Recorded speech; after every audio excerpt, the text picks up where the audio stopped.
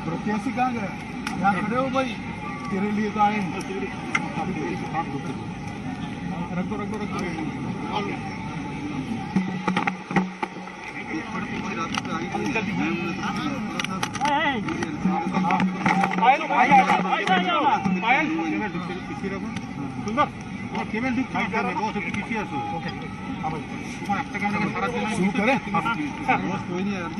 सबसे पहले तो मैं आज शांतिपुर की जनता का बहुत बहुत धन्यवाद करना चाहता हूं कि हमारे प्रत्याशी जगन्नाथ सरकार के समर्थन में जो रोड शो था, आज शायद ही शांतिपुर का कोई व्यक्ति अपने घर में था। भारतीय जनता पार्टी को जिताने के लिए, जगन्नाथ सरकार जी को जिताने के लिए पूरा शांतिपुर आज सड़कों पर आया था। मैं शांतिपुर की जनता का बहुत बहुत धन्यवाद करता हूं। ये पौराणिक भूमि पर मुझे पूरा भरोसा है कि 2 मई को कमल खिलेगा और जगन्नाथ सरकार जी जीत कर आएंगे। बंगाल के चुनाव के चौथे चरण के मतदान में कल एक दुखद घटना हुई। एक बूथ पर कुछ अज्ञात लोगों ने हमला किया। सीआरपीएफ के हथियार लूटने का प्रयास किया और जब सीएपीएफ ने अपने बचाव में, अपने हथियार बचाने के लिए गोली चलानी पड़ी, इसमें 4 लोगों की एक मृत्यु हुई। ये बहुत दुखद घटना है। मगर इससे ज्यादा दुखद जिस प्रकार से इस घटना को पॉलिटिसाइज किया जा रहा है वो है। मैंने ममता दीदी के स्टेटमेंट देखे हैं। उसी बूथ पर सुबह आनंद बर्मन का हत्या कर दिया गया, गुंडों द्वारा हत्या कर दिया, और वो इसलिए हत्या कर दिया गया कि वहां पर मतदान न हो पाए। उसी बूथ पर हमला किया गया और उसी बूथ पर सीआईएफएस के हथियार लूटने का प्रयास किया। मगर ममता दीदी सिर्फ 4 लोगों को श्रद्धांजलि देती है, आनंद बर्मन की मौत की उनको नहीं पड़ी। मृत्यु में भी तुष्टीकरण और वोट की राजनीति, बंगाल की राजनीति को ममता दीदी ने कितना नीचे गिराया है, ये इसका एक उदाहरण है।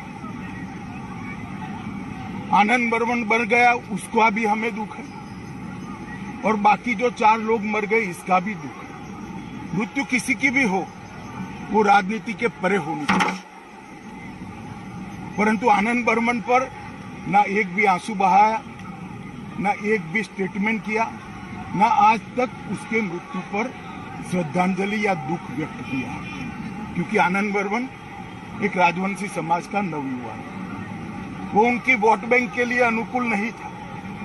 इस प्रकार की राजनीति ये बंगाल का परंपरा नहीं है, बंगाल की संस्कृति नहीं है। और उसी शीतलकुची सीट पर ममता दीदी ने कुछ ही दिन पहले भाषण किया था कि सीआईएफएस सीएपीएफ वाले आए तो उनको घेर लो, उन पर हमला करो। मैं पूछना चाहता हूं ममता दीदी को, एक शार्प सवाल पूछना चाहता हूं कि क्या आपका वो भाषण वो 4 लोगों के मृत्यु के लिए जिम्मेदार नहीं है क्या?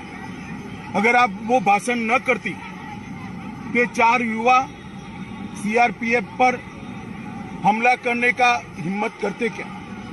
आपने उनको उकसाकर एक गोलीबारी का कारण दिया है। मैं मानता हूं कि ममता दीदी के पास अभी भी समय है। जो 5वां युवा मर गया है उसको भी श्रद्धांजलि दें, उसकी भी बात करें, और बंगाल की जनता को इसके लिए, ये जो उन्होंने भाषण किया था, इसके लिए बंगाल की जनता के समक्ष माफी मांगी। और साथ में मैं बंगाल की जनता को विनती भी करना चाहता हूं, ये एक घटना छोड़कर बाय एंड लार्ज बंगाल का चुनाव शांतिपूर्ण ढंग से हुआ है। हालांकि कुछ भारतीय जनता पार्टी के कार्यकर्ता चुनाव के दौरान भी 5 से ज्यादा कार्यकर्ता मार दिए गए, इसके लिए भी ममता दीदी कुछ नहीं बोली। परंतु बंगाल का चुनाव शांतिपूर्ण हो रहा है, वो बंगाल में एक नई शुरुआत। पहले कम्युनिस्ट और फिर तृणमूल कांग्रेस ने राजनीतिक हिंसा को बढ़ावा दिया है।